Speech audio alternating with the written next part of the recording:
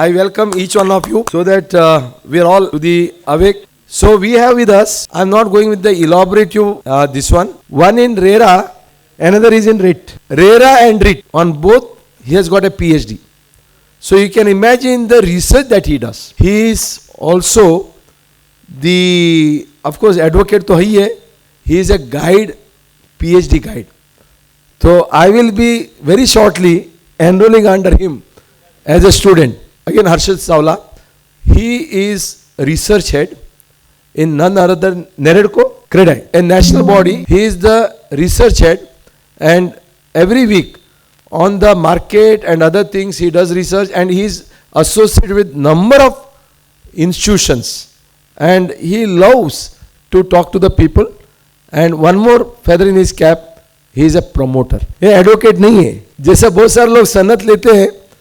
So he has also taken that, and he is a promoter. It is his family business. If you have heard about Suvidha Life Space, so I welcome each one of you, and I leave it to you to judge whether I have got a proper and very good faculty post lunch or dinner. Then of course Kunal is a RERA leader, and of course he is going to talk about alternative investment fund on Swami. And then, of course, everybody will be sitting there and discussing. Only Harshad Savla will be given a presentation. And then, of course, we have with us Abhinav, who wanted to be there with us for only up to 6 o'clock in the evening. I said, nothing doing. You book for full night, you don't know how we work. So, फिर उन्होंने पूरा night Nagpur से आए हैं. So, he is there. Then Bhavesh also is with us, and advocate Parthasarathi, in the morning you have met. So this is a panel consisting of, two more are going to come. There is one Snehal Kamdar, chartered accountant, and another is solicitor Amar Khanna. So we are starting all the remaining sessions combined. Over to the youngest, the author of 20 books only on real estate. Best selling author, just Amazon. आप पूछो doctor Harshad Sawla. Over to you, sir. Thank you, Ramesh, sir, for having me and having me at multiple forums. So, the topic REITs, fractional ownership, SM REITs. I've tried to compile up a presentation and, give a global perspective as well as a India perspective. The topic is fairly new. It's less than a decade old, and SM REITs, in fact, the first listing is yet to happen. So, some perspectives, but SEBI has been very proactive around this. It is really India's mutual fund moment. So, it's a big game changer for real estate, especially on the finance and fundraising side. So, these are the two books I've done on REITs. One is the thesis, which I've actually published, and the second is on fractional ownership and REITs. So, what are the issues with real estate? So, majorly there is information asymmetry. One doesn't know about all micro markets. Nowadays, with social media and certain handles, one still has, but the information is very scattered. Buying is extremely easy, but selling is very difficult. So, people often get stuck after buying a real estate, and it takes months, if not years, to dispose of the right price. Once you buy, it's your problem. So, it's buying real estate is very easy, but maintaining real estate, leasing, getting income out of it is extremely difficult. The maintenance headaches continue because societies don't take up initiative, there are too many owners, there aren't proper agencies, etc. So all common areas are always a problem, and there's always a looping fear around vacancy that, what if it vacates, and again we have to chase brokers. So what's the solution? The solution to all these issues is REITs. So REITs is a perfect model, real estate investment trust, which gives you a combination of annuity as well as the portfolio value or the NAV increases, and this is listed both on the BSE as well as the NSE. So this is really the structure. There's a holdco, very similar to mutual fund. There's a sponsor, investment manager, project manager, and trustee. So it's a very well regulated and a stable format which is proposed. Ticket sizes are typically starting above 500 crores when it comes to REIT. So a single scheme or a project has to be above 500 crores. So what's in it for stakeholders? It's clearly a win-win for everyone, right from sponsor, government to investors. I think everyone is here to gain out of REITs. So how does REIT generate return? So, the rental income is only one part. There are other avenues also through which a REIT makes money, and as a result, if you see the annualized return can go well in double digits, when you compute all the income streams that are available. So what's the global REIT landscape? It's a 60-year-old concept, more than 60-year-old, started with USA. Today, 42 countries have REITs, 940 REITs are listed, and with a combined market cap of more than $2 trillion. That's almost near to the size of a lot of countries' GDP. Started with US and then quickly percolated across different countries. 2019 is where REIT actually came in India. So these are by year in which all companies. Would be amazed. Even Saudi Arabia and Pakistan has REIT. So it is that well percolated globally. So on a world map, the ones which are light colored are the ones where it started early. The darker ones are the ones where it has eventually come, and the gray is where REITs are still not there. But by and large, US and Asia is where REIT is really largely focused. So there are two case studies. It's taken 10 years for REITs to grow both in US and Singapore. So even after REITs came, the growth pattern has been very linear and slow for the first 10 years. But after 10 years, there has been an exponential growth. So the slide over here showcases how, the US and Singapore case study has been. Singapore is by and large the financial capital for Asia. So it's a good barometer about times to come from Indian perspective as well. So what's the Indian scenario around REITs? So this is quickly a comparison as far as US, Europe and India goes. Clearly in terms of population, we are way ahead with a combined of US, Europe also. In terms of number of REITs, Europe has 67, US has 225, India just has 4 listed. So that is the amount of potential this asset class has if you look in comparison to the GDP and other parameters. So this is really a ballpark about 4 or 5 top economies and how they're doing in terms of REITs globally. So for listed REITs, as per RBI published data, the listed market cap of REITs, InvITs and fractional ownership has crossed about 1 lakh crore. So it's a huge market, cannot be ignored really. InvITs although forms a very small component out of this because although came before REITs, so InvITs are infrastructure investment trusts. So what government thought is if they want to do any tolled infrastructure project, for example a sea link, they could actually, instead of financing it themselves, they could finance it through an InvIT mechanism. So an infrastructure investment trust is floated. The toll income actually goes to the subscribers of that particular InvIT. So pan-India wise, this is the REITable portfolio. South India clearly has a dominance because they have the land, they have the grade A infrastructure, the IT is really moved over there. So Hyderabad, Bangalore and Chennai are really making it over there, closely followed by Pune and Mumbai. But Mumbai, the culture is mainly owning office spaces which are small strata. We do have Mindspace by Rahejas, which are fairly large chunk of office space, but otherwise by and large it's really Hyderabad and Bangalore which rule in terms of the REITable office stock which is there. So which are the lessees of these REITs? Mainly the BFSI and the technology space. Interestingly, it's the flex space or the co-working which is contributing a lot to the REIT portfolio.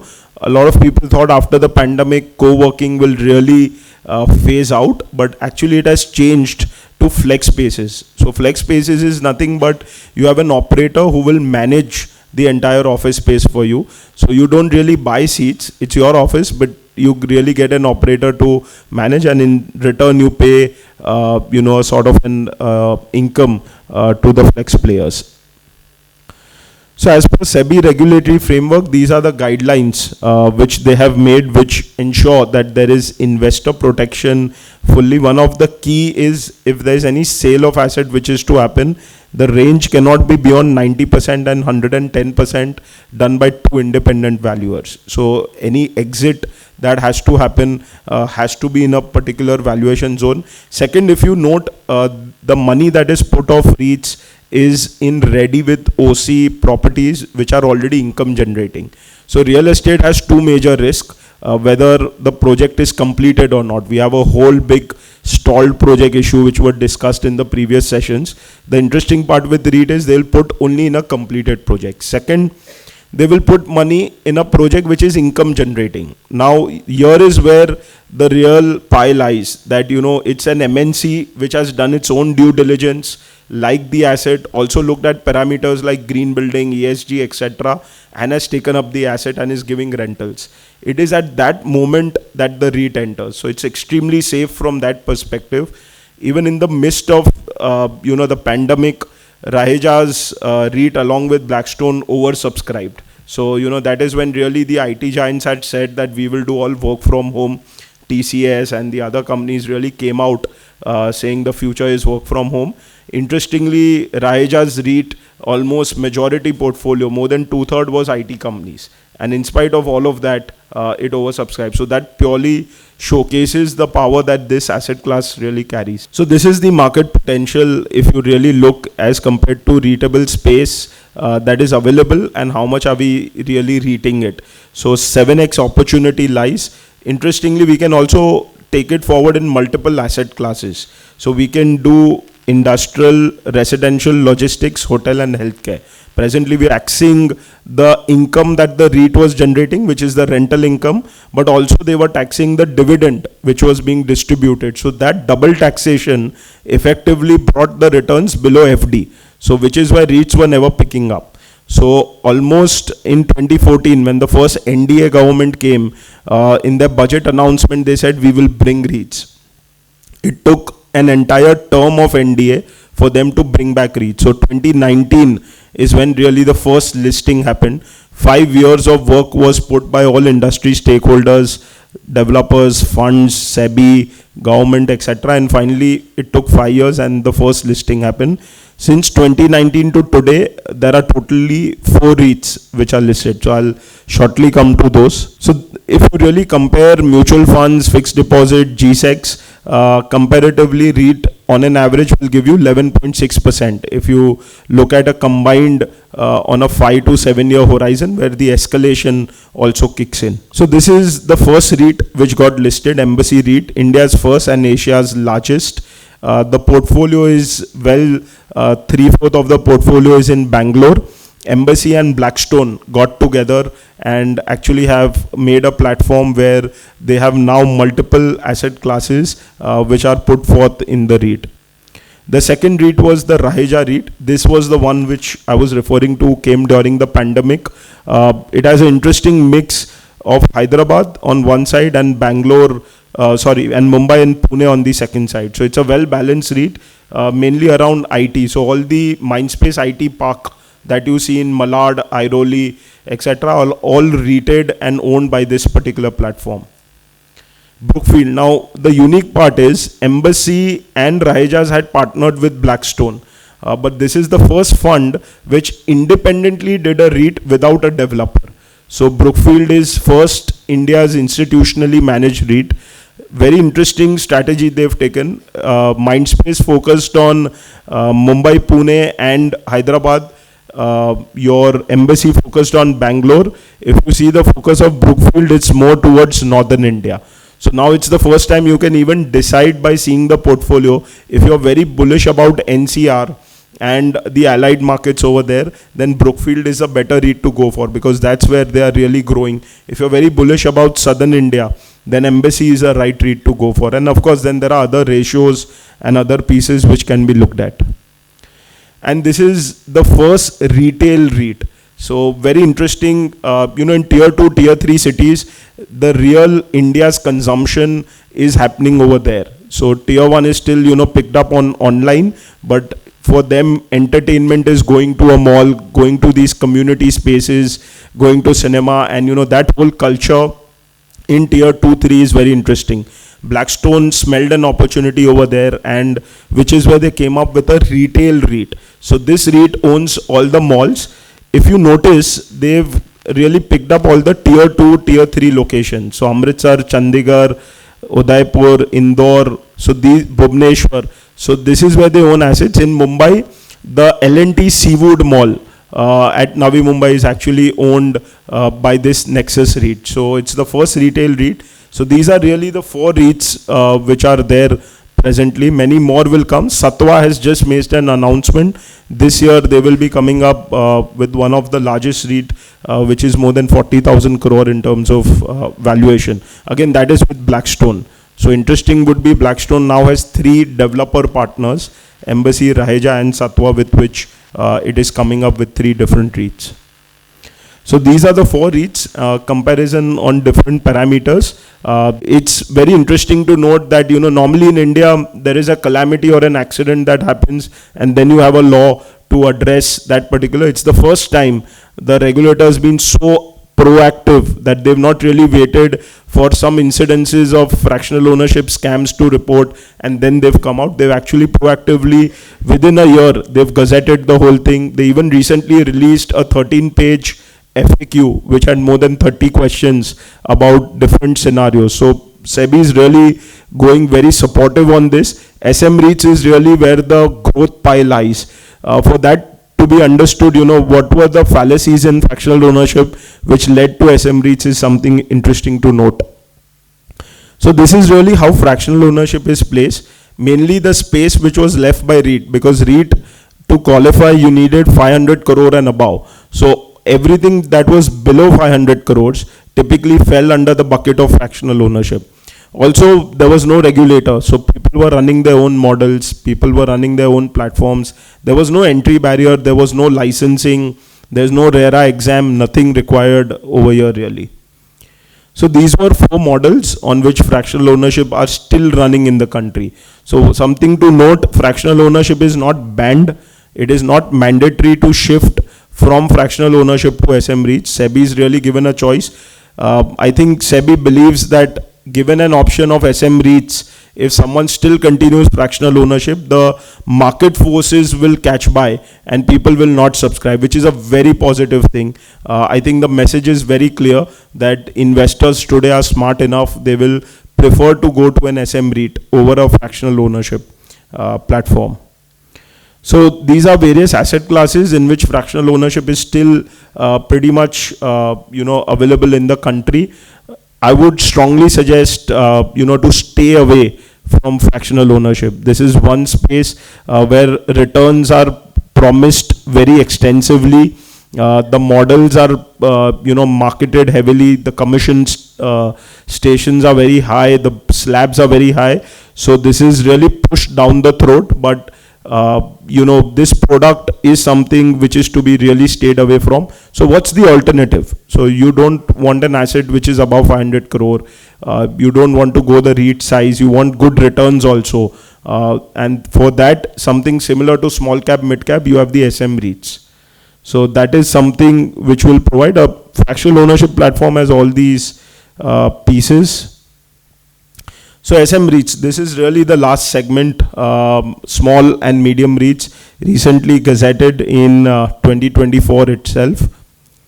So this is really the timeline, and look at how quick SEBI's been. It's, I think, less than 1.5 years and SEBI cracked the code and had a gazette in place. In fact, they even had FAQs in place. The idea is a lot of fractional ownership players, the credible ones, big ones, like Strata, HBits, these will migrate into SM REITs. Structure is very similar to REITs, just that the ticket size differs. For SM REITs, it is 50 crores to 500 crores. Now, a very important distinguishing factor for SM REIT is, in REIT, you were married to one office park. In SM REITs, even one floor plate of Mumbai could be 50 crores. So every asset will be a different scheme. So when you buy into a REIT, you compulsory have to buy the entire portfolio of Embassy REIT. But in case of fractional ownership, you can select and choose the scheme you want, very much like a mutual fund. So this really gives you the flexibility to tailor make your portfolio. I think a lot of business in here for wealth managers where they can craft as per the requirement. So you can play with multiple asset class, warehousing, student housing, senior living, data centers, warehouse, your logistic parks, all these asset classes which offer you return upwards of 10% will come in a listed format in the form of an SM REIT. So very, very interesting. Student housing is picking up extensively well because people from tier 2, 3 are coming. They want best of services. They are offering returns which are high because rentals are high there. It's more like a serviced apartment that could be listed. A great avenue to raise money also for a developer or for an investor. Instead of selling it to one big investor, you could actually do a SM REIT out of it. Important differentiation is, while for REIT the ticket size was 15,000, in case of SM REIT the ticket size is 10 lakhs. Now this has kept deliberately as 10 lakhs primarily because they want only qualified and large investors to be part over here, because this carries a bit of risk because the asset classes are unbrindled over here. No fly-by-night operators would be there, so they've kept a criteria that no related party transaction can happen. Second, minimum 5% of the portfolio has to be held till the end by the investment manager. So this is going to really differentiate between the men and boys, because now in fractional ownership you did not require money to be available from the investment manager, but here you will be requiring to have capital.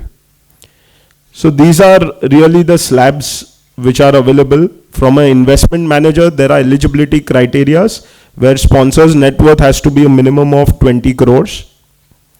This is really the waterfall mechanism in terms of how SM REITs overall works. The cash flow mechanism in terms of how income comes into SM REITs, pretty similar to your REITs formulation which is there. This really in a screen will give you the complete taxation norms, whether it's REITs, SM REITs, what are the regimes, old regimes. This gives you in totality with computation and illustration that how this really looks like. And this is a comparison between fractional ownership player, SM REITs and REITs on multiple criterias. If you really ask me a pick, although early days, but SM REITs will be that asset class which will prove to be a game changer. A lot of money which is today going to mutual fund and stocks and going more or less in the direction of speculation will float back into SM REITs or REITs. It's much better than FDs. It's much safer than your stocks and mutual funds. So it's a perfect midway alternative that is available. So different tier 1 cities, 8 tier 1 cities, and how they are placed in terms of all these three asset classes. So the future, residential real estate as an investment. Our earlier generations have always told residential is the best. It's actually the worst investment. It gives you hardly 2 or 3%. Value added residential, which is senior living, student housing, co-living, is really the one which makes sense. So residential is not bad, but value added residential is something which really makes sense. We typically just buy a house, put in 3-4 crores and lock our capital at 3 to 4% with very minimum growth potential, because the FSI is opening up so much. In fact, for one, Hyderabad has unlimited FSI criteria. So there's no FSI norm in Hyderabad. You can build as much as you want. In Mumbai today, an average FSI of 5.4 is there across. And there are some projects in southern part of Bombay who go up to 10 FSI. So with all this FSI coming in, residential appreciation will be more or less like gold. It will be just inflation adjusted. Don't expect exponential returns. But if you like residential, then you should go for value added residential. So go for student housing, senior living, or those.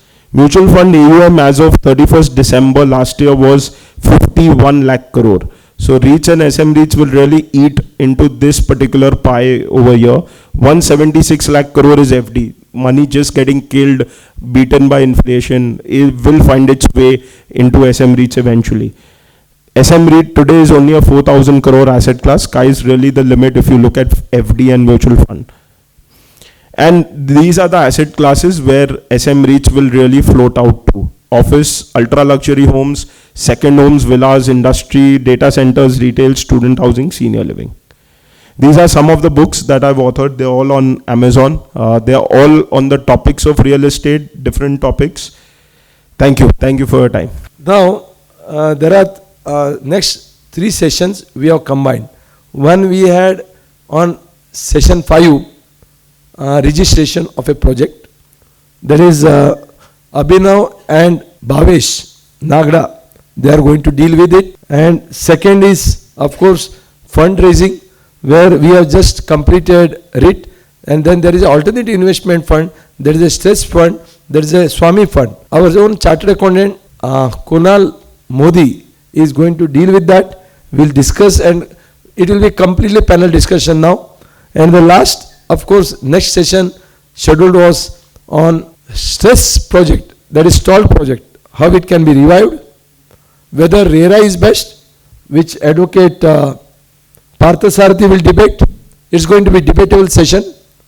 Then Amar Khanna is going to say how arbitration is bad, good, what is his experience, whether civil court is a better remedy to revive the stall project, should one go to the commercial suit, file a suit. And then of course Snehal Kamdar, who is the founder of, president of Insolvency Professional Foundation, IP Foundation, more than 1,000 chartered accountants and IP professionals are his members. So he is going to deal with and going to promote or argue that how IBC is going to be the better one for revival of the stall or the issues related to that. So interplay of all these 3 we are going to discuss. To start with, yes, we have started with the finance. So therefore, Kunal, you take the mic. So Kunal is going to tell us, as a chartered accountant, how we will be able to get Swami fund. Swami fund means, explain what is Swami fund, how it can be done, what is the way forward. Swami fund was basically incepted in the year 2019. It was announced by our finance minister Nirmala Sitharaman. It was initially funded, the total cap is of around 25,000 crores. Initially, government SBI cap is formed with a corpus of around 10,000 crores they have invested, and there are other players who have invested 10%. So today, total as on 31st March, they are using 15,531 crores for investment in only stalled projects. And basically, they are investing only in stalled or likely to be stalled projects. And there is a preconditions. There are 5 to 6 preconditions. The first precondition is it should be a RERA registered project. Second precondition is the project should be net positive cash flow after they take over the project. Like they will not take any haircut from where the project is going to be taken over. Okay. The third condition is it should be a 90% of the FSI should be used for mid and lower income housing, affordable housing flats. 90% of the FSI should be utilized only for mid and affordable housing projects. So in that also they have given the maximum area is 200 square meter for a specific units, and 2 crores in MMR region, 1.5 crores in NCR, Ahmedabad, all the major metro cities, and for the rest it is 1 crore rupees. Okay, and they are only giving the total expenditure. They are not going to give you for the new projects. Swami funds are not given for the new projects. They are only going to give for the projects which are going to be get stalled or likely to be getting stalled. Okay, and last is the project should be completed more than 30%. 30% of the total estimated cost should be incurred by the promoter. So then only you are eligible for getting the Swami fund. And it will always give a preference which is nearest to the completion. Like if a particular project is around 70% complete, so they will get the first preference rather than a project which is completed around 40%. Okay. So this way, and there is a particular Excel sheet, there is a particular tabular which has been provided in the SBI Cap Ventures Private Limited balance in the website itself. So that particular Excel sheet we have to fill, and we have to send an email to SBI Cap Ventures. So they will initially see whether there is a potential of funding and everything, and if it's properly, all the documentation is there, then they will approach us for more documentation part. And the project should not get a liquidated order from the NCLT. Even if your project is into NCLT, still you can get the finance. In one of the recent fundings in March 24, in the project Sikkim Kamya Green in NCLT bench, 207 crores was financed in by Swami Fund. So the project was in NCLT. So during NCLT, Swami Fund can be availed. But once you have got an liquidated order, then you cannot avail. This funding is done through the NCDs, non-convertible debentures. So only private limited companies can take this facility. Okay. And no individual or partnership firm. They can convert later on when they get an approval. So that way they can consider it. And for the cost part, it should be only about the cost. It does not include brokerage, stamp duty registration or other amenities. Okay. So this is all about Swami Fund. Yeah, thank you very much. In a brief, whatever time was allotted, you have covered. But yes, for a revival of a stalled project, you need funds, and Swami Fund is available. Last milestone, and there are many alternative investment funds which have started coming in. And in fact, one more person we are called Vijay Mota, who has started alternative investment for self-redevelopment. Some or the other, because the session went little beyond. And now we have with us Mayank Sharaf, who has come from all the way from Nagpur. In fact, I was supposed to put him in a compliance, this one, and by oversight it remained. So be here, all the way from Nagpur he has come here, and he is into real estate practice, RERA practice. Now, second is the Swami Fund. What you need is, it should be registered with RERA. Now question arises to both of you, Abhinav and Bhavesh. Question arises, when a project requires registration, what are the conditions for registration? No doubt, our Jalgaon friend Parikshit, he has explained. But then, as a registration, what are the requirements, what are the conditions? And thereafter, we will have the session of Prabhu sir. First of all, thank you Prabhu sir, Vinay sir and the WIC for giving this opportunity. Yes, with regarding the registration part, Parikshit has also touched upon it. So, section 3.1 covers the registration. Basically, with respect to Maharashtra, we have to see the circular number 25 and 25A, which further specified which are the projects which are exempt. So, it is only with respect to the Maharashtra that there are certain more projects which are exempted by the publication of the circulars. So, which are they? One is all the projects which are receiving the OC and which are not registered. So, all such projects are not required to be registered under the RERA Act. So, the project is launched by the promoter, he is getting the OC, and in such cases, there isn't any requirement of registering the that project, and it is through the execution of circular number 25. Further, there were certain issues with regarding whether, how to interpret that, like the square feet area, the land area and the number of apartments. First of all, an FAQ was issued by the department which interpreted section 3.1 as if that only all the projects where any of the condition is met has to be registered. Like if 500 square meter the project is above that, you have to register the project, or if the number of apartments are more than it, then also you have to register it. But thereafter some judgment were passed by the authorities.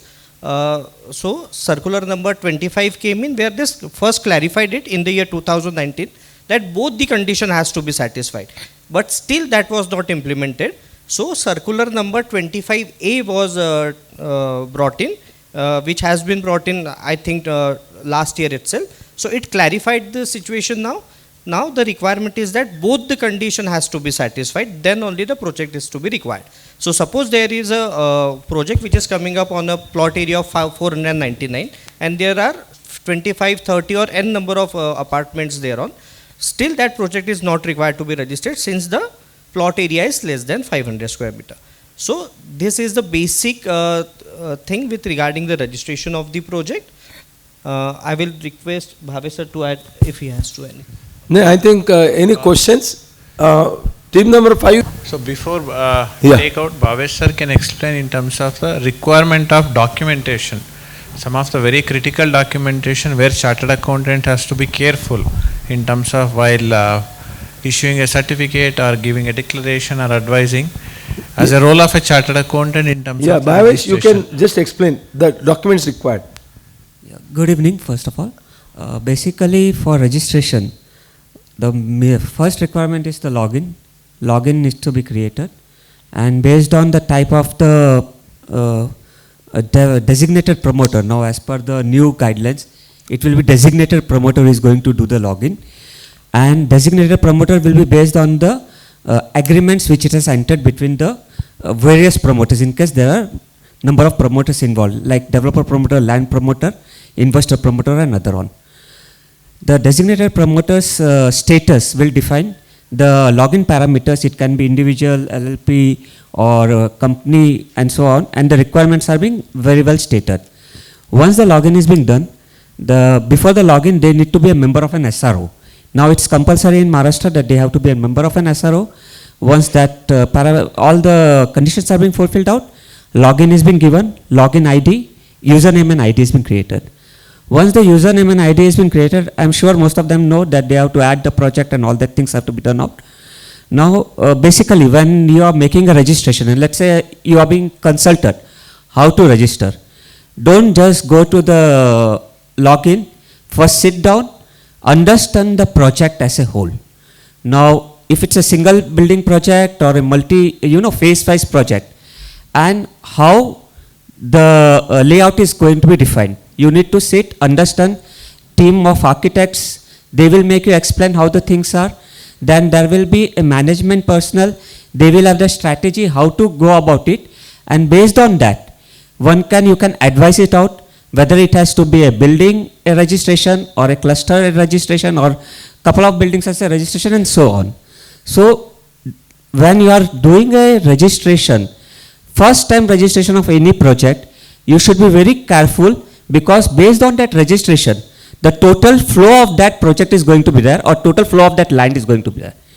Once that clarity has been defined, the most common thing which I have observed is that there are criteria like what is the land area which is to be put out. Now, in a single building, the land area is going to be very simple. The the main layout of on which the land is being there, land on which the layout is being there.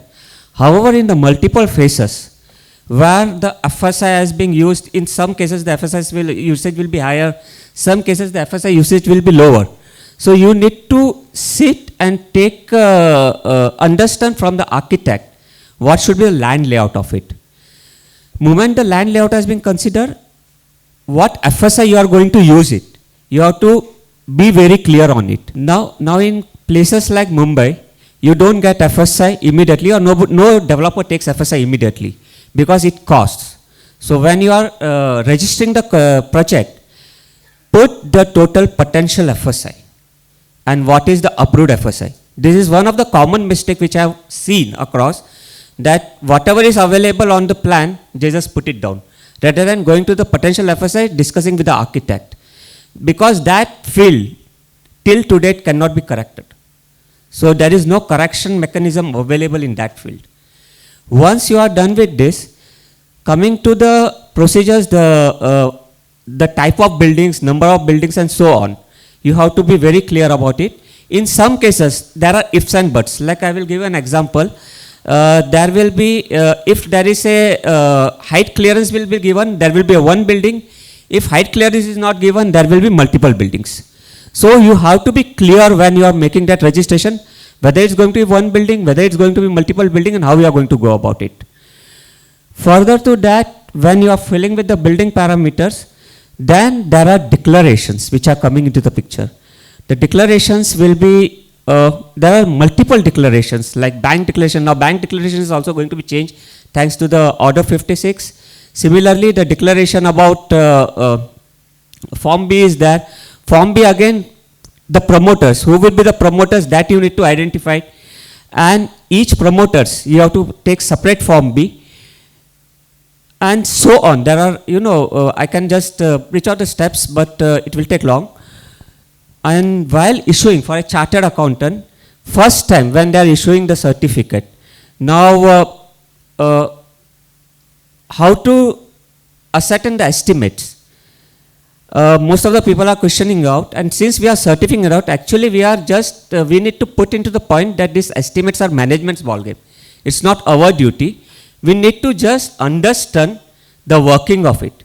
But end of the day, it's a responsibility of the management, and our responsibility will start with, based on that estimates, either through engineer or through the management's representation, these estimates are proper, because these estimates are going to define the future. Let's say project is not working properly, or they have delayed, or there is some non-compliance which is being made. All penalties are going to be based on this project cost, which are being defined in an estimates. So you have to be very careful when you are putting that. Thereafter, normal Form 3 is going to come out, and another thing, common thing, one of the area during the registration which I have seen is that nobody is mapping up the number of units which are being initially approved. They are just putting based either on potential or whatever management has said, without going to the records. So you need to check all these things, ensure each and everything what you are putting it is as per the records, or else the chances of your registration getting delayed and queries coming from the departments are going to be higher. That's all I can say as of Okay. now. I think well explained. Team number 5. Any question? Team number 5. After getting IOD certificate, can we register the project in RERA?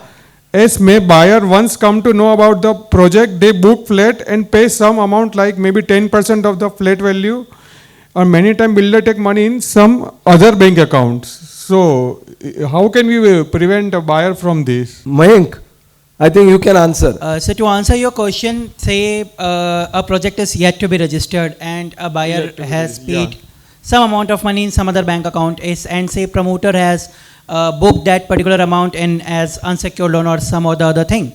So in that case, as a chartered accountant, we have to be very careful that whatever the amount which the promoter has taken, we have scrutinized after before issuing form number 3. Because in that particular form, we have the tables where we have to show the sold inventory and the unsold inventory. What we follow as a practice in our firm, and in addition to the books of accounts, what we get an affidavit signed by the promoter that no amount has been received as a sale consideration for any office unit. Actually, on the basis of IOD, the registration is not granted by the RERA. You Yeah, require the building permit or the commencement certificate. There only the RERA registration can be done. Correct. And with respect to if he is doing any certain things, actually we should not take such projects, and we should avoid such promoters. Yeah. That is the best practice. Okay.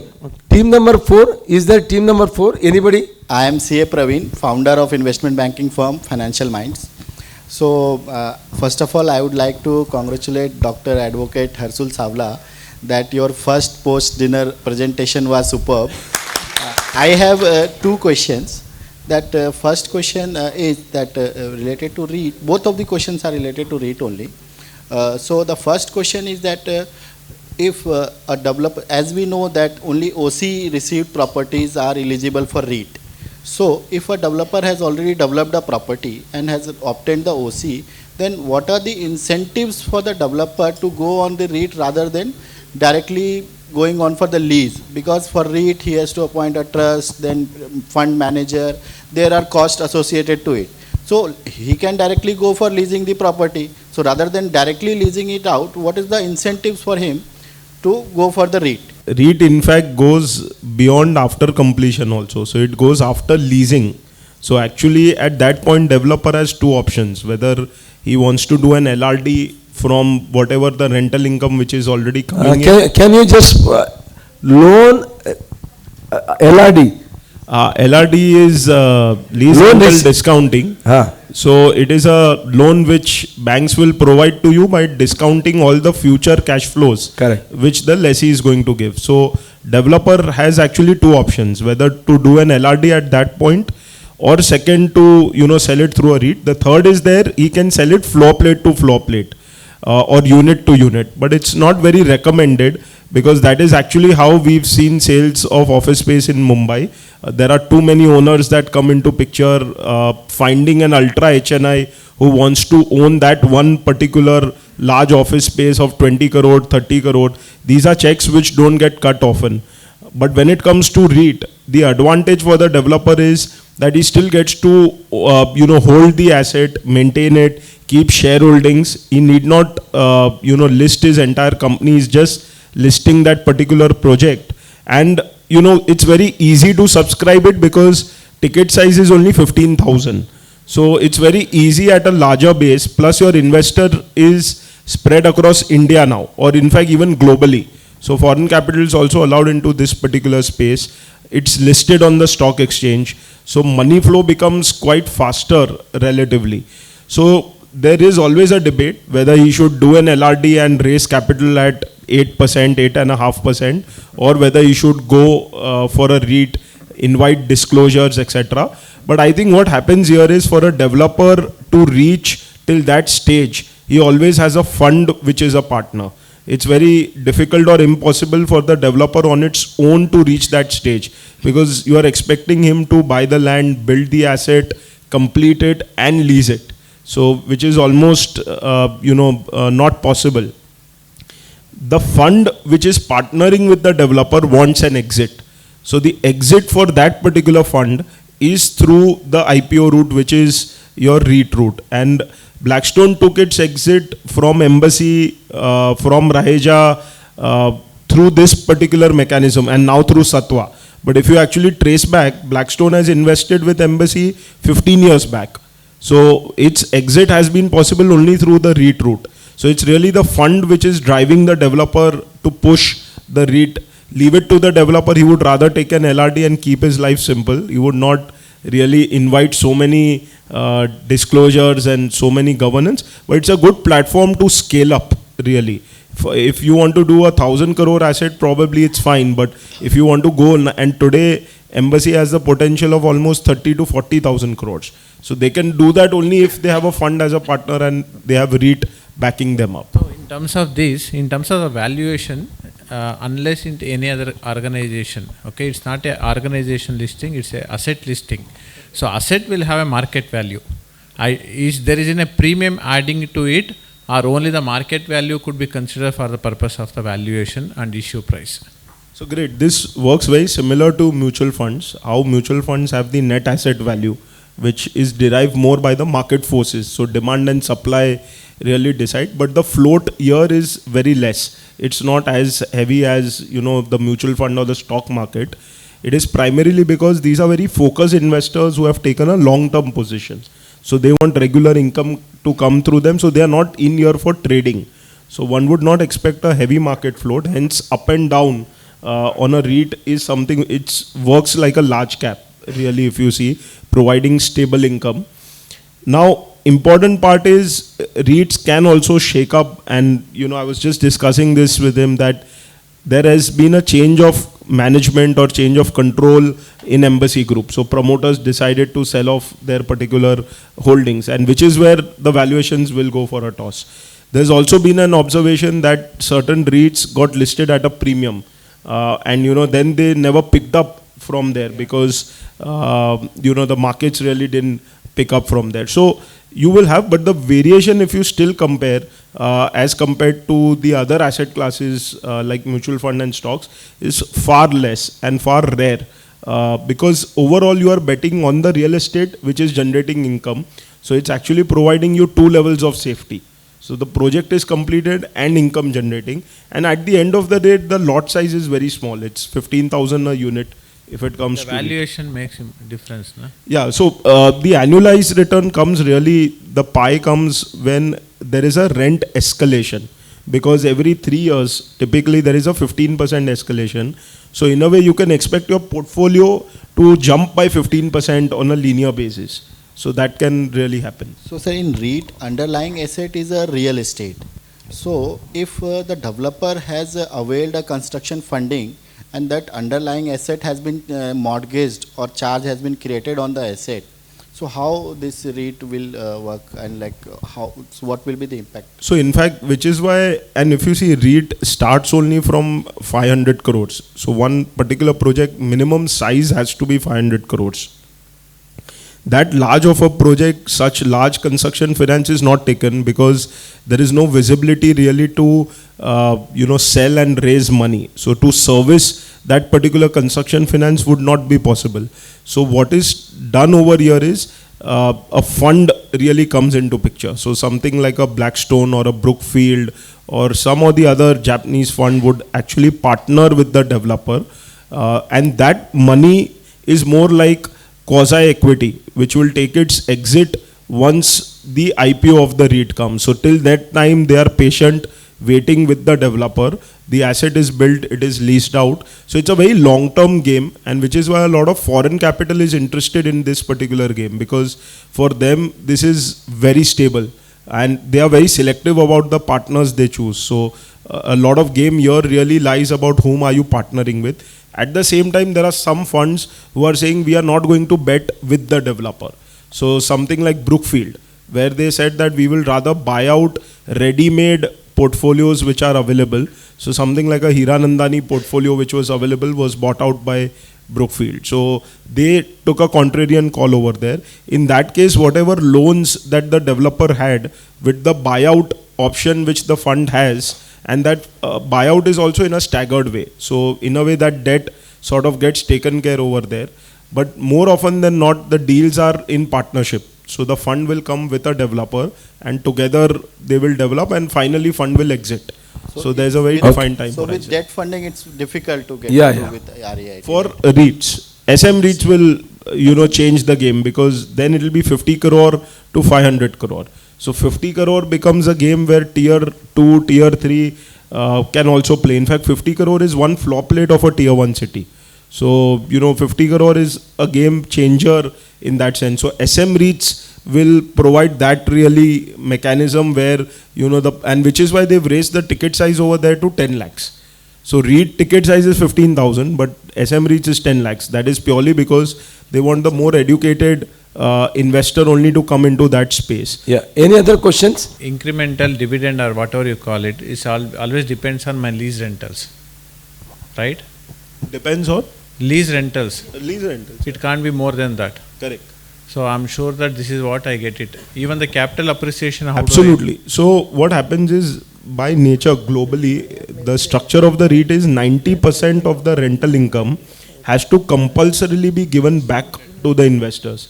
They can keep 10% for a rainy day, they can keep it for growth or other purposes, but 90% minimum has to go.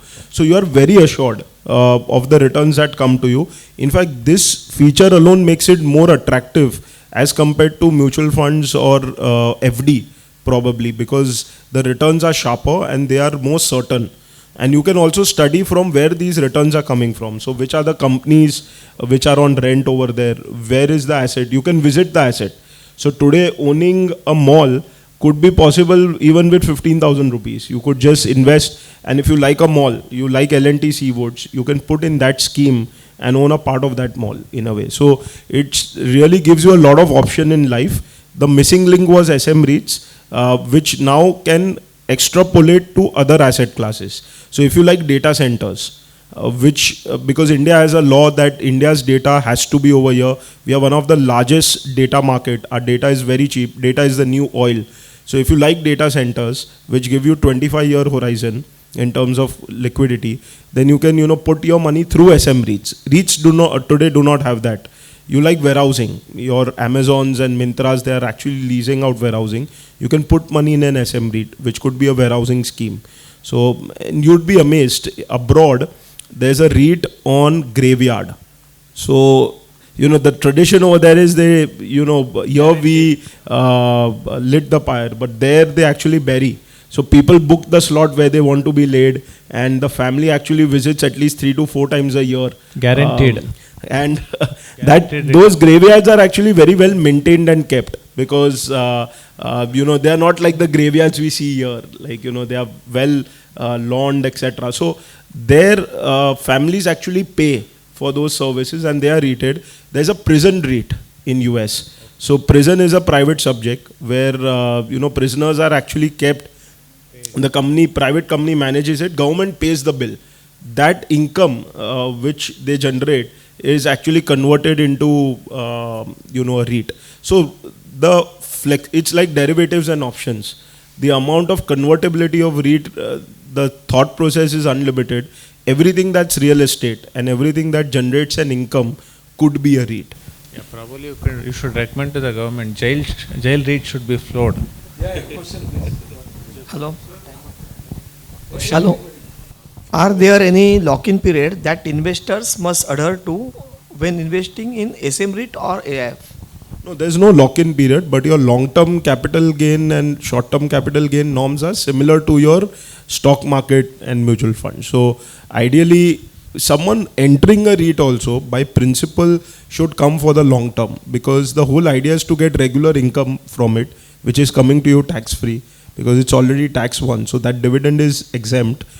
You have entered here so that you get income, plus over 5 years horizon, you will see your portfolio value go up at least by 15 to 20%, because your escalations will kick in. So I don't see anyone really should go into REIT for the short term. It just doesn't make sense, because the instrument is for regular income and portfolio appreciation.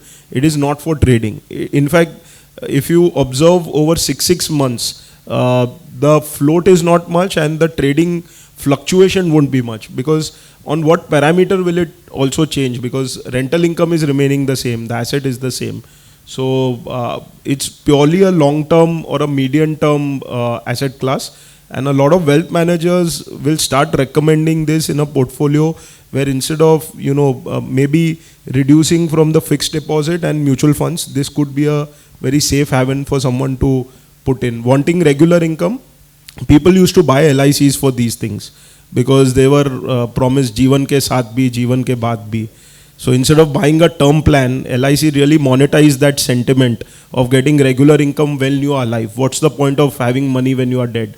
So that is nothing but REIT, right, really, in a way. So LIC was doing that by giving you just 6% and making it the India's largest IPO now. So this really will kill that particular market. And now it's taxable also after the insurance regulations. This, on the contrary, is tax-free. So this will eat into that market. From where the income was generated for graveyard REIT?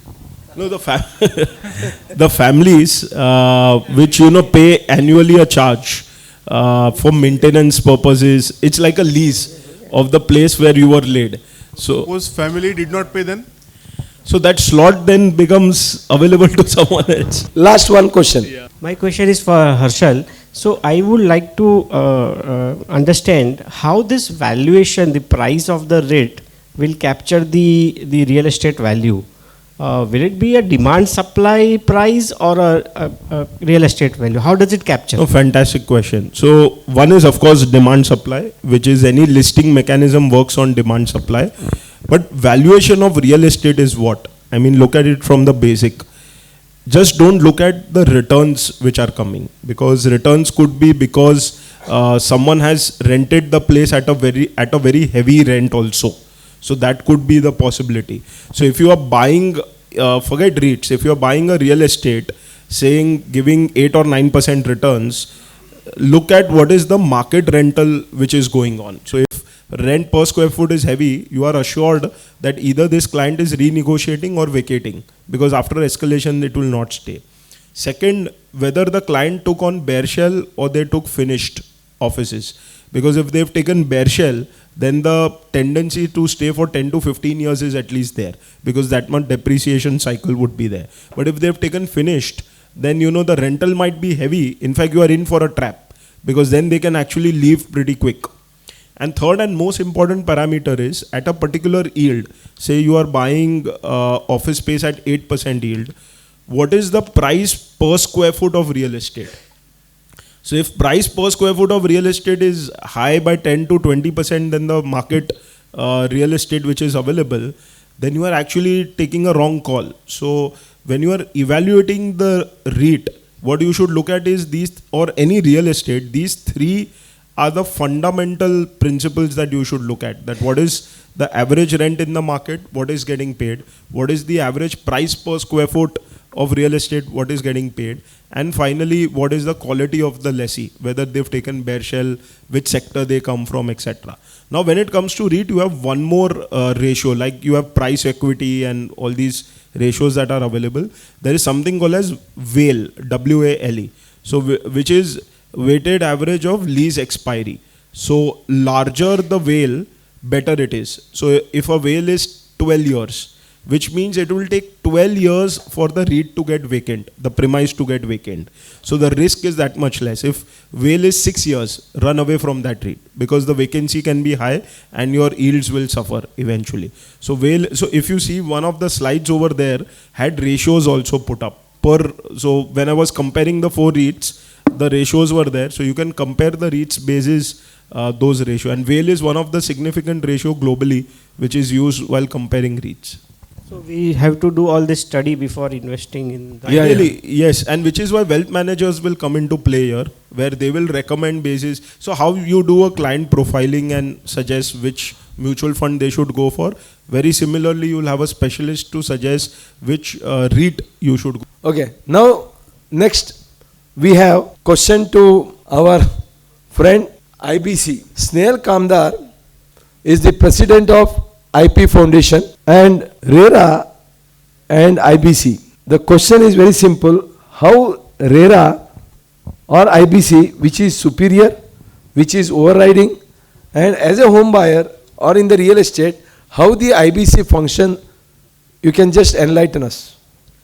So as far as who is superior, as far as the law is concerned, IBC is superior than RERA. So IBC overrides RERA.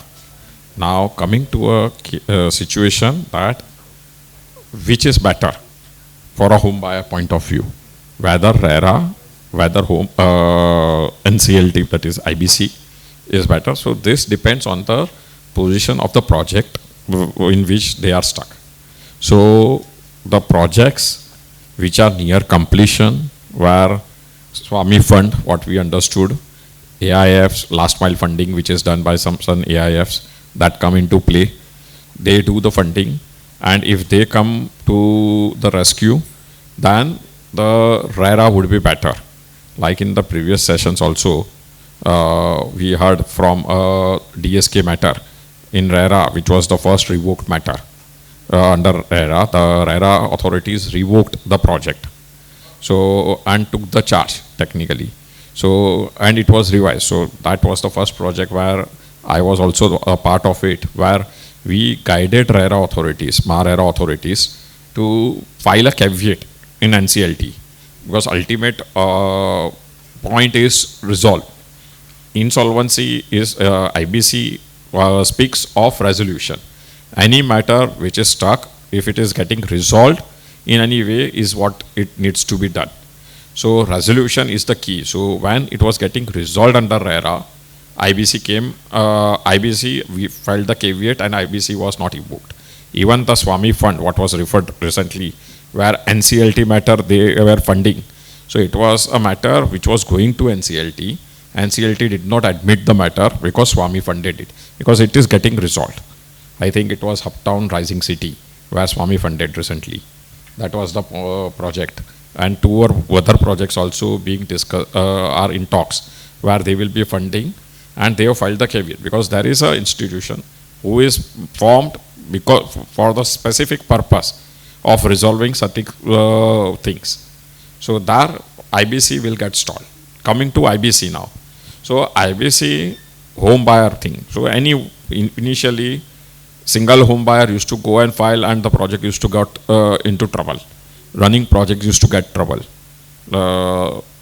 So they came out with a thing that 100 home buyers together, or 10% of the allottees, whichever is lower, can together file application in case that project is not moving ahead, and find for a resolution. So what IBC says is resolving. It's a model that has come where government wants the company which is stuck in insolvency due to the liquidity crisis. So insolvency are of two types. One where liabilities are too high, assets are too less, and there is no possibility there. In that case, assets needs to be taken out and bring back to the economic use, and liabilities are to be written off. There is another situation where assets are there, but liquidity is not there at that point of time. So at a particular time, payment is to be made, but liquidity is not there, asset is there, which will take time to liquidate. So this is a case of insolvency. So most of the cases in real estate fall in this case, where asset is there, but liquidity gets stuck. The builder is stuck, he is unable to move, he has siphoned off the money, the project is stuck, and now he is not able to bring in the money. The business model of the builder collapsed in post 2017. Most of the real estate business model collapsed because post 17 IBC came, RERA came, demonetization came, all came with a thunder for a real estate market. So their business models which were there, prevailing trade practices which were there, actually broke down. Now regulatory practices came into place. Now the developers which could not absorb these things, they were all stuck. Now coming to a home buyer's perspective, that when the project is stuck, whether he should opt for insolvency or we should go for RERA. So RERA, he can go where he sees there is a probability of the developer completing the project in the given time. If the probability that this developer is not going to complete only, or developer is actually now not traceable, he has siphoned off the funds, he is not available, he does not have a funds, he has diversified too much and he has made a loss. Okay. In that case, RERA may not help the home buyers. In the such cases, NCLT, when it is approached, the new promoter will take over the project to complete. But the key is that when you move to NCLT with from home buyer's perspective, you need to understand very clearly that there has to be a resolution. If you fail to get it resolved during CRP, that is 180 days process after admission which is carried out, to get a developer in the company, another developer to complete the project, then you lose everything. Because in liquidation, there is a waterfall mechanism which is prescribed. How the payments will be made by asset selling in liquidation. In that, the allottees whose flats are not registered, okay, will be considered as unsecured. And unsecured in most of the cases in liquidation will never get anything. So when you are taking a call that, yes, so for example, there is a project, there is another developer who is interested in it, who has approached home buyers with given the offers, and he wants to come in, then insolvency is the best mode for that, because that way resolution will take very fast. But if you go to RERA, RERA will issue an order, to my understanding. RERA issues the order directing the developer to complain. He will levy the fine, he will penalize him, and the last resort is revocation. So in case it is to be revoked, the problem with RERA that I foresee is, RERA, if revokes the project, then the responsibility of completing the project falls on RERA. And RERA authorities does not have that mechanism. So unless you showcase a mechanism like what we did in TSK project, initial project, first project report under RERA, we showcase that the home buyers are ready to put in the funds. The Tata Capital and Tata Group who had funded the project were ready to take the haircut. Like only principal, they were ready to take interest, some component. So unsold inventory, they were ready to block it. Against that, they are funding what commitment was there to be completed. 75% project was complete. The architect of the project had agreed that yes, I am ready to complete, this will be my fees. So a total blueprint was made of a resolution in front of RERA. Association of home buyers took the responsibility there of the project, and the project was revoked. So revocation of a project under RERA becomes a challenge that time. So because unless they have a blueprint, they will not go for revoking.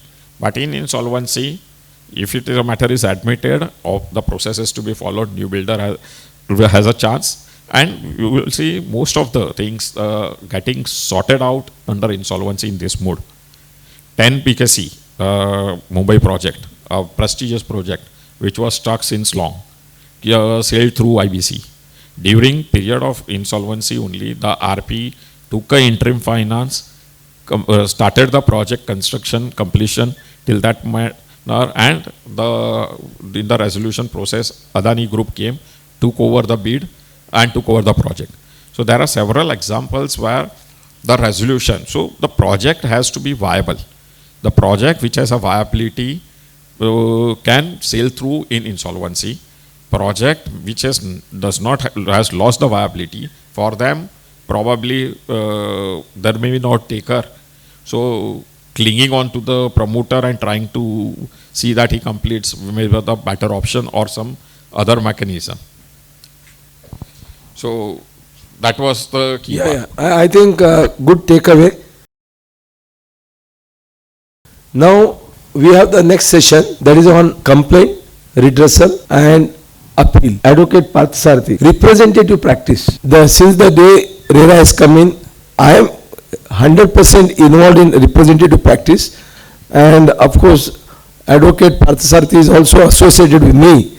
So can you explain how this complaint has to be made, what are the formats and how the complaints can be formed, and then how one can argue the matter on behalf of the either client, whether on promoter side or allottee side. Can you just brief about the entire representation practice, both in the appeal as well as RERA? I'll start with the RERA first, being the first trial court, wherein as the complaints can be filed.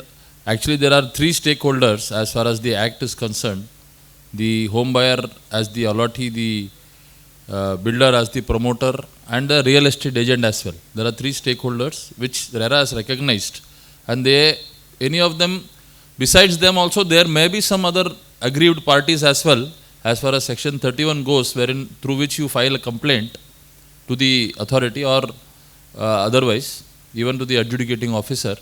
But these three stakeholders, any of them can approach RERA for any of their grievances, and the complaints can be filed before the authority or the adjudicating officer, as the case may be.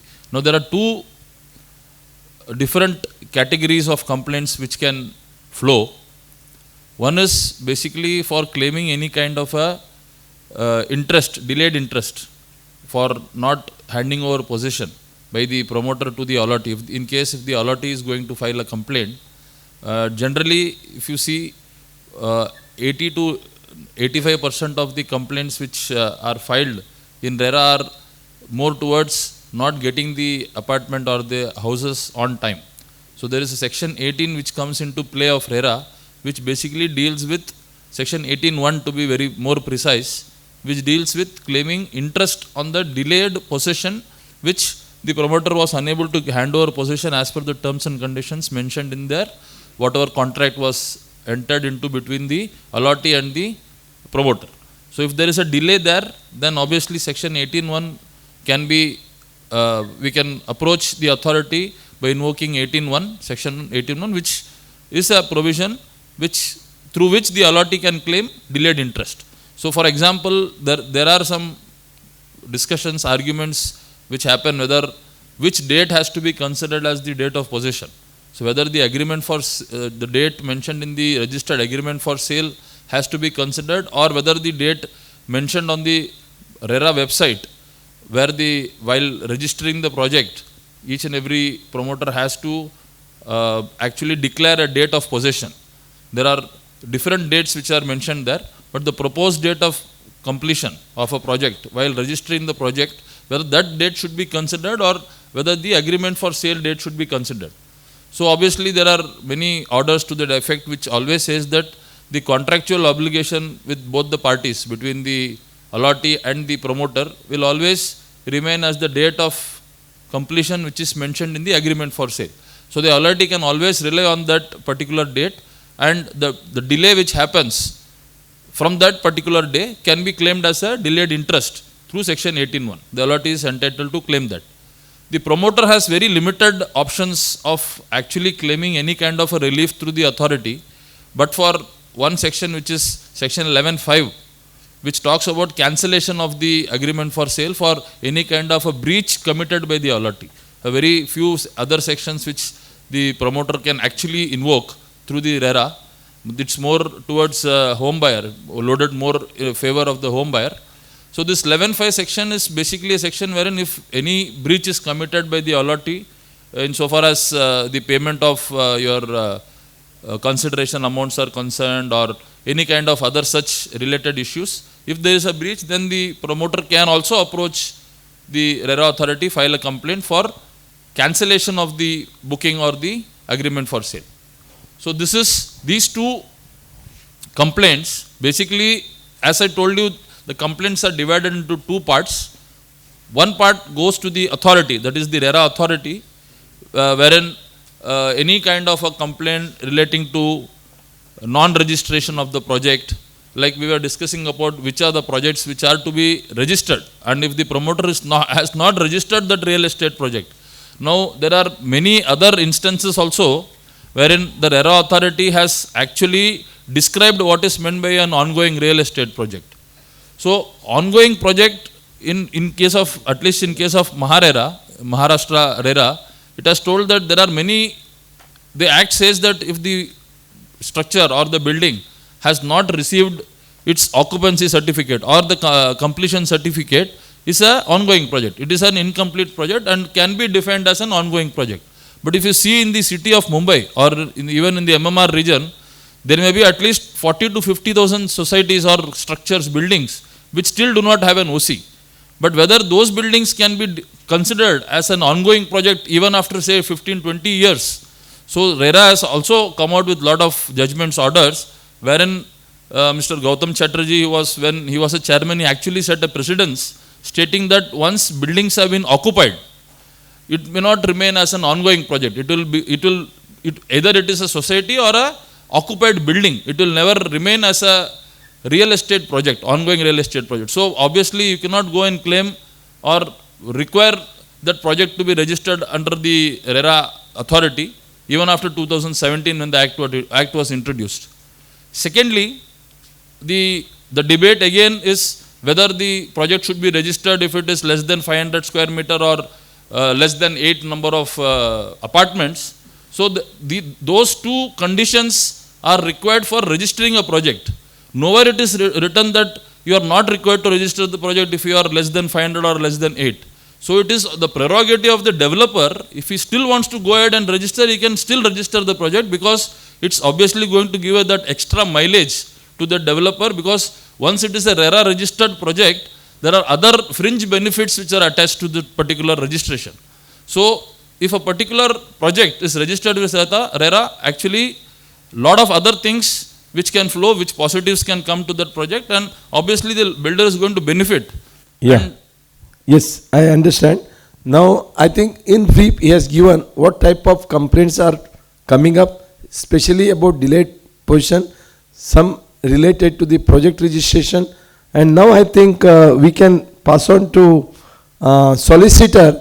We have Amar Khanna. Let me ask you, appeal. Let us say we have received an order from the RERA for the delayed position. Now the promoter would like to go in the appeal. What are the appeal provisions and how it can be done? Can you highlight on RERA? See, basically, first the promoter has to deposit the 2/3 of the amount. Now it is 100%. 100% of the amount which is awarded to the allotee along with the interest has to be deposited. As far as penalty is concerned, not less than 30%. Yeah. That has to be deposited. There is a pre-deposit is one of the requirement to file a complaint by the promoter.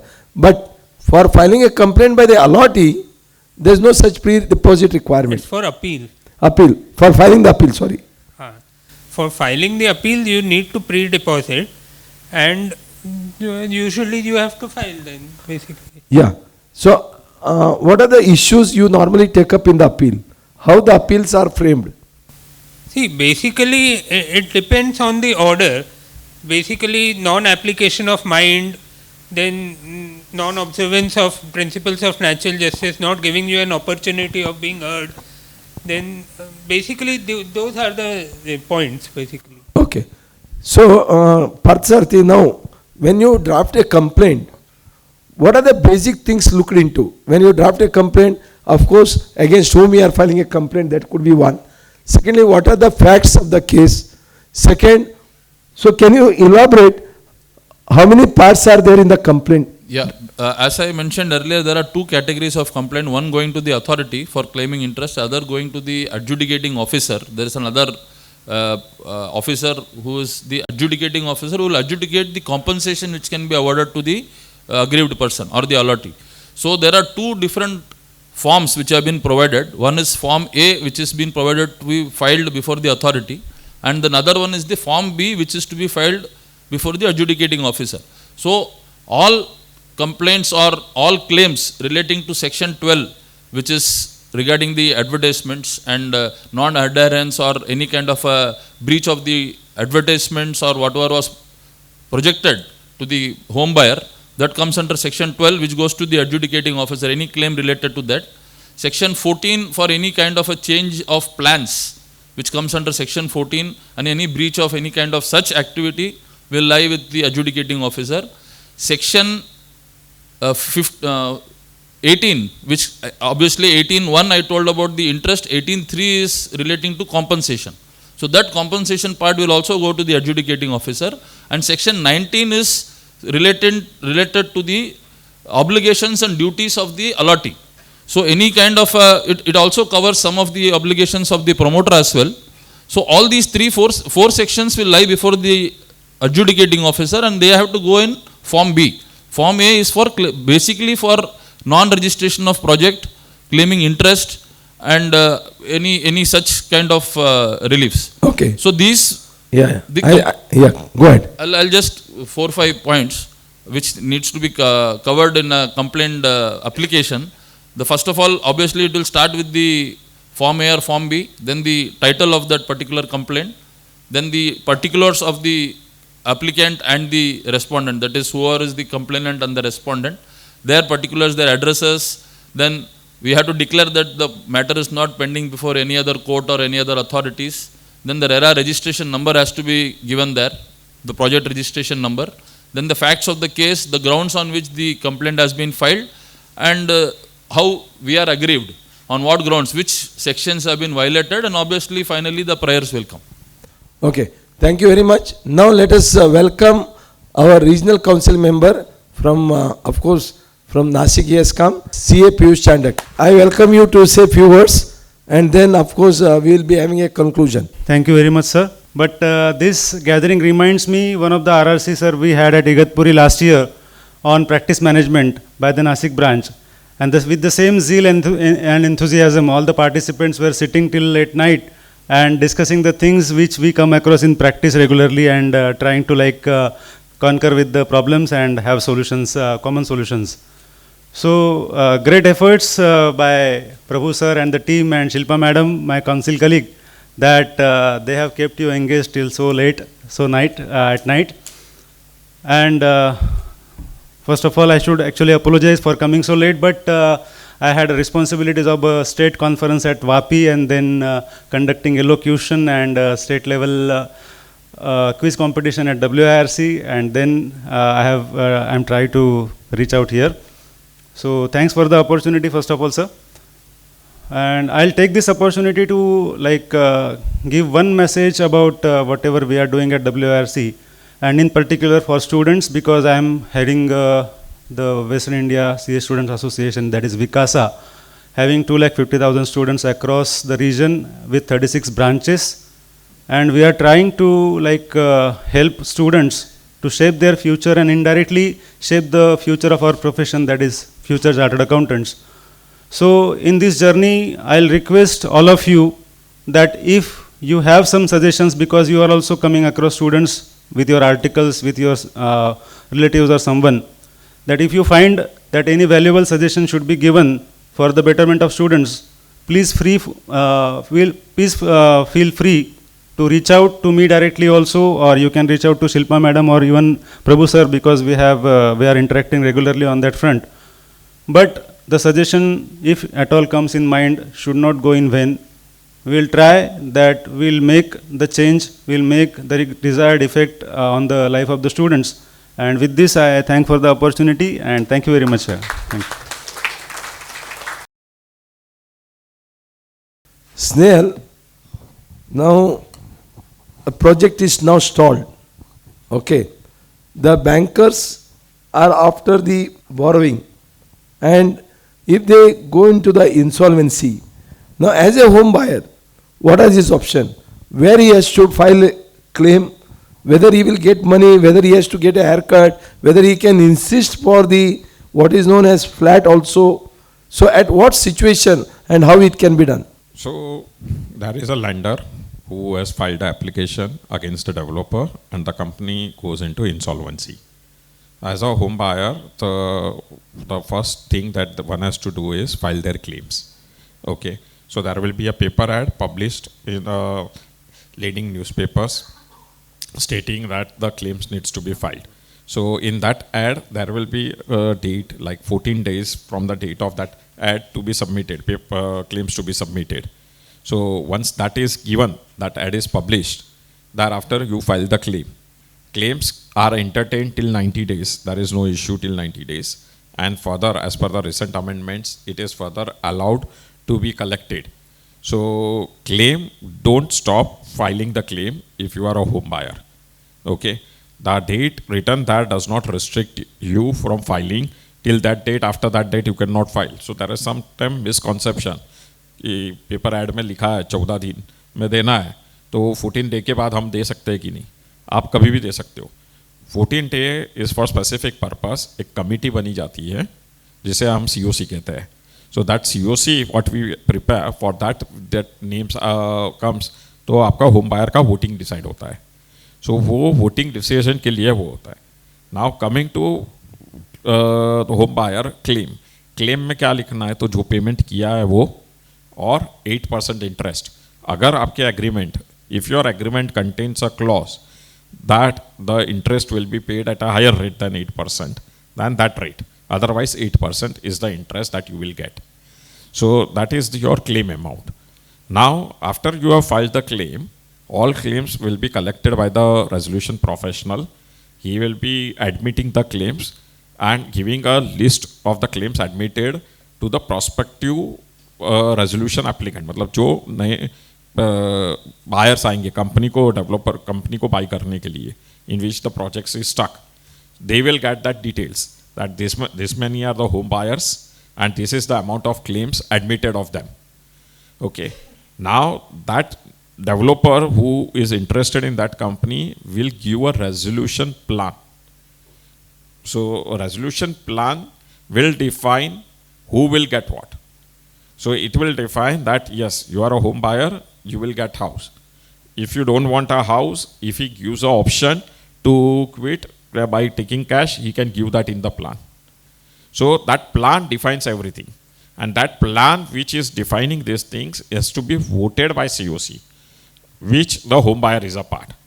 So how many percentage voting you get in the COC, that makes a strength of the home buyer.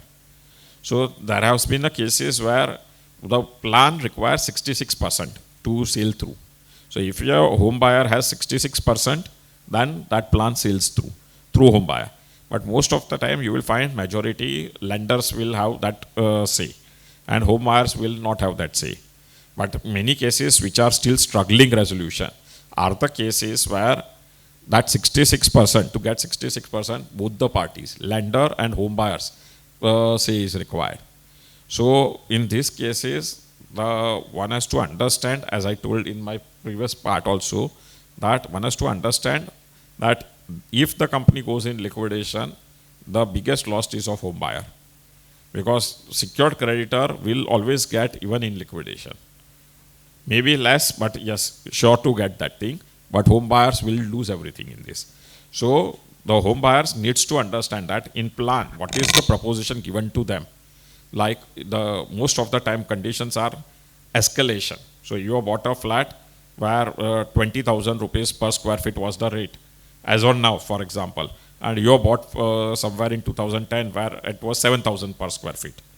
So the new developer will say that you're booked for 7,000, additional 3,000 you pay, I will give you the home. So you need to understand that today it has reached 20,000. If a new developer is coming and you want to see that he completes it, then for him it has to be viable, this 3,000 is needed. And that's where it makes sense for him. He is not a charitable trust who has come to rescue you. It's a commercial organization who has come to rescue you. So he requires profit. You are stuck. So you don't have alternatives. He has an alternative. If you don't accept, he will walk out. But if he walk out, you don't have a choice. So the home buyer, while taking decision, have to understand this very clearly. I have been attending various home buyers meeting. Large home buyers where there are 3,000. We are handling a matter where we have around 2,500 home buyers. Okay. Now, the home buyers are the weakest link in the whole thing, because it's a person's life investment who has put in this project, buy this house, and he can be manured anywhere.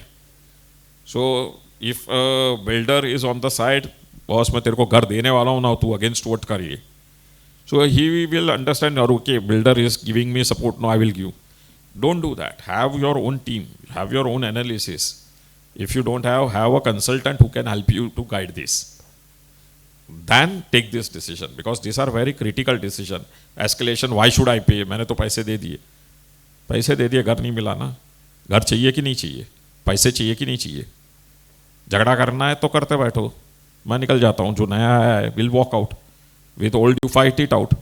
Finally, liquidation, once it has entered in NCLT, either resolution or liquidation. These are the only two fate. Okay, so there cannot be third option. And fight has to end because it's a time-bound process. So in this scenario, one has to understand that the home buyers has to take these calls, file the claims. When the resolution comes, take a very strong decision on this, and this will help them to sell. Okay, sir, everybody has come today and they are sitting so late for learning one thing. How to develop practice, what are the professional opportunities in IBC? As a chartered accountant, what are the areas and how to start it? RERA came 2017, IBC also 2017. I was an early entrant in IBC. So as of now, I'm running around 28 mandates. Have been What do you mean by mandate? 28 cases. You are representing them or you are... So that's where I'm connecting your point. So I started to connect the dots. That's opportunities. Yeah. When you say as a IBC, mostly it is understood that IBC means RP. Clear the exam, become a RP. Becoming RP is not a simple job. It's not a job of an auditor. It's a job of a CFO. It's a job of a CEO. Okay. So a mindset of a CEO and CFO is there. It's a job for them. If you're having an auditor mindset, don't even try it. Forget it. Auditor's role is to find issue and bring it to light. And the resolution professional role is to solve the issues. So technically, the two different mindsets are required. Now coming to opportunities, other than the RP. So if I have first opportunity as a RP, always there. What is the bigger opportunity lying in this? Okay, the bigger opportunity is you have your clients who are into industries. They are planning forward integration or backward integration. IBC companies can be a very good ideal solution for them, buying at a very low rate and helping them to take over that company without wasting a time. So if I want to set a company like SR, it would have taken more than a decade. But within 2 years, it has been taken over by a new person. So Lakshmi Mittal taking over SR itself shows the timelines that within 2-3 years the management changed and SR type company could. So another one opportunity, mergers and acquisition, where your clients looking forward to buy can be done. Another opportunity that you see is forensic audits. The transaction audit is normally asked. Third, we do statutory audits. Okay. When the companies are in IBC, a lot of things needs to be understood when you do the audit. Your report requires a lot of attention. Okay. So if you don't understand IBC, probably the companies which goes in IBC, if you are doing an audit, you are completely a novice and you will be signing something which you should not sign. So understanding that part and helping them. Tax planning in the buyouts. Whenever the resolution plan, as I said, that there will be some developer coming in to buy, so he has to give a resolution plan. Preparing a resolution plan. Most of the time, people feel कि एक plan का copy आ गया ना बस उसको copy paste कर लो. This is not a copy paste business. You are taking over a company which has the liabilities, which has several sticky issues.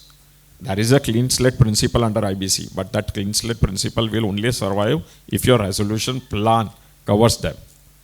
So how do you draft that, and in that drafting, how do you take care of your taxation point? This is all where we chartered accountants are strong and no one else can compete us. So that representation. As a chartered accountant representing an NCLT, even at appellate tribunal is allowed. So this representation in my early days, 2070s, that is, I used to be a regular appear. I used to regularly appear at NCLT. Of late, because of many assignments on hand, I have developed a team who is appearing for me, because that is a full-time job. Appearance, if you take it as a practice, it's a full-time job. You need to be there regularly to create your own face value. You need to study regularly to argue it out. So counsel practice basically of is also there, and drafting and filing practice is also there. So this is a very big area of practice untouched. And believe me, as many charters who are appearing today, they are actually the bench members have been acknowledging from their benches that being a charter, your knowledge is helping us.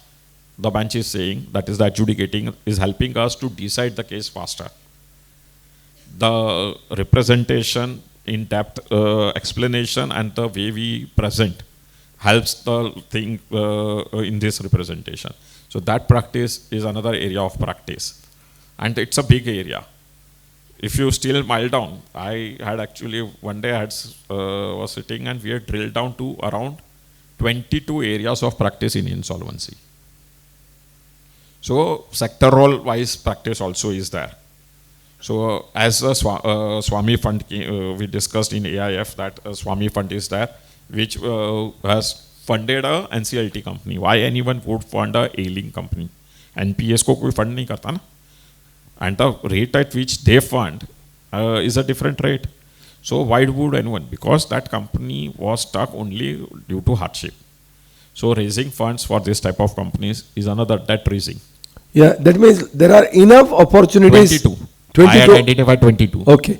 You can WhatsApp me, so I will circulate. I will do.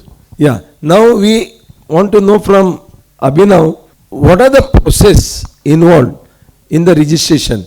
Of late we understood that there are various departments and the registration of a project is really difficult task.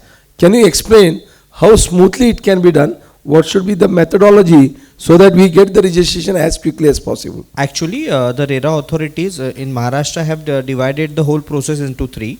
So there are three departments where the scrutiny is happening.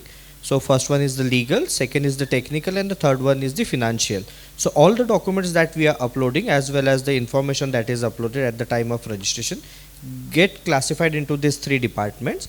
So first thing that we should try is that there should be similarity between the documents that we are uploading. Many a times that the query are raised, it is due to the small mistakes that we do at the time of uploading the documents. Like in a one document there will be the khasra number that is mentioned, and another document there will be the survey number mentioned for the same thing. So many a time for just such a small mistake, they will raise the query and the issue will be again means sent back to you for your consideration, and once again you have to file it up. So first thing is, go through the complete documentation as it is, check out all the details. There should be similarity between all the documents that you are uploading, recheck it, check it again with respect to what you have uploaded at the time of registration. So the application and all the documentation should be similar, should be in sync with what you are getting it for registration. Then classify the thing into, first, who is the promoter, then who is, if there are any promoter, landowner or the investor, classify them and upload all the documents that are required with respect to such things. Like if there is a promoter landowner, then upload the JDA. See to it that whatever is JDA specifies, whether it is coming under the revenue or the area, that again you have to specify.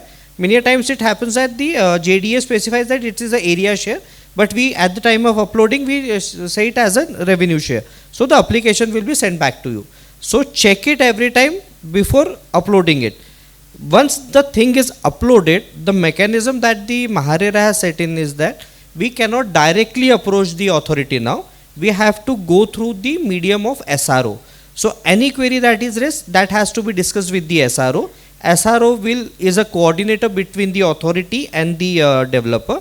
So we have to get it sorted out from him. There is also a circular that once the project is sent back to the promoter, they give us 2 opportunities to again send back it to the authority, and if it gets rejected again, then they are penalizing the promoter to the extent of 25% of the registration cost. So he has to first pay that penalty and then only the further process will happen.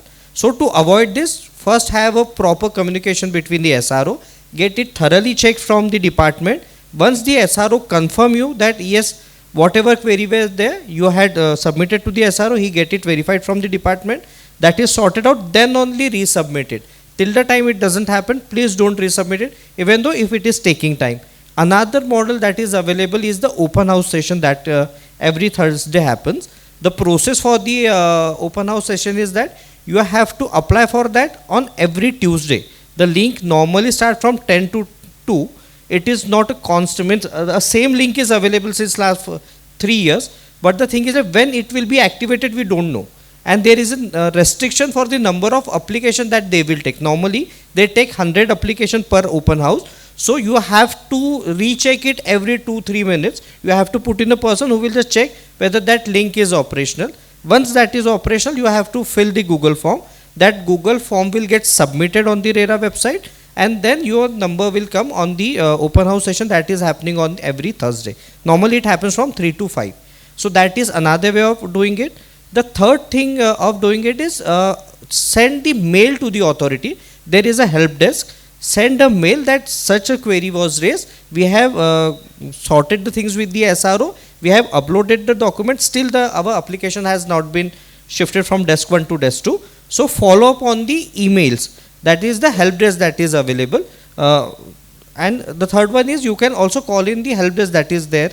But normally that process is very cumbersome. So these are the 3 things that you should do. First is the communication between the SRO, and the second one is the open house. If you do this thing properly, probability is that within 15 to 20 days, nowadays they are granting you the registration. Okay. Bhaveshji, what are the, when we are taking a registration, what should be the fees that we should charge, and what should be the mandate we should take?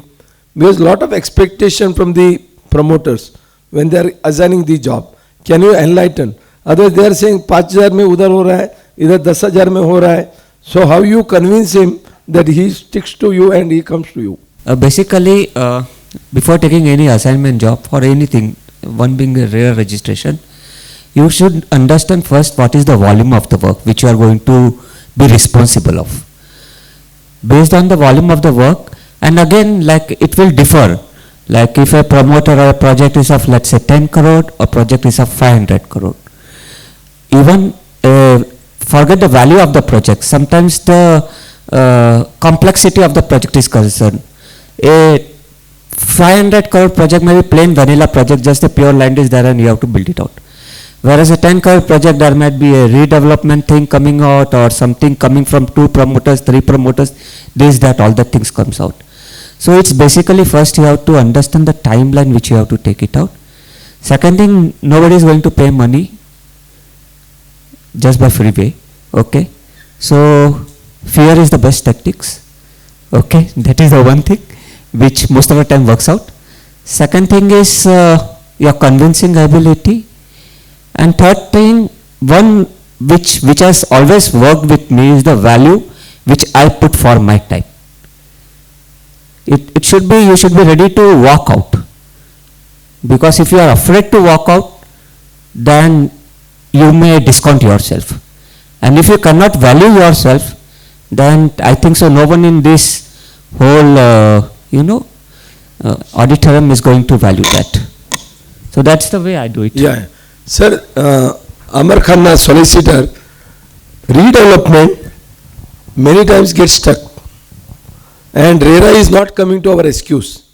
So what is the way to terminate the developer, take over the project and get it completed by a housing society? Can you give some enlightenment on that?